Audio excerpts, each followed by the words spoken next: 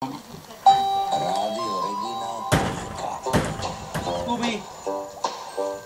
Rozprávka pre každého, kto verí, že v škole sa môžu diať veci nevídané.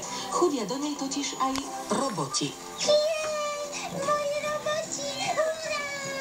Triedny to dovolil a sú to Klárine najobľúbenejšie hračky. Sme tu, Klára. Neukradú nás. My sa vždy obránime. Trojica Helena Geregová, Peter Marcin a Richard Stanke. Ich herecký koncert v premiérovej rozprávke Klára a roboti na Medzinárodný deň detí po 8.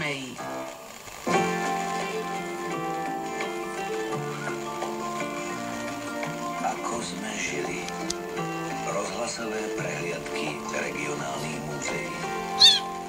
Vráťme čas a poďme spolu s malými liptákmi do starej školy. Museli chodiť cez pole poľnou cestou do Ona už ho provokuje. ďalekého Ploštína, čo napriek neveľkej vzdialenosti, najmä v krútom zimnom počasí počas fujavice miel, mohlo znamenať aj ohrozenie života.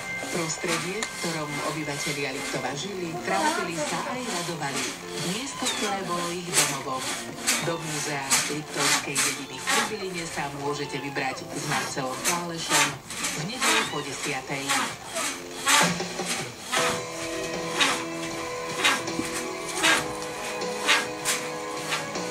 Rozhovory s tými, ktorých poznáte, i s tými, ktorých je príjemné spoznať. Cesty domov.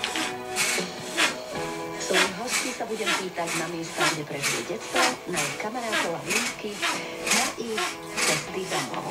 O tých svojich do Malinova nedaleko Bratislavy porozpráva moderátorka Adriana Poláková. Jej cesty domov zmapujeme v nedeľu po 16. Teší sa na vás Katka Brichtová.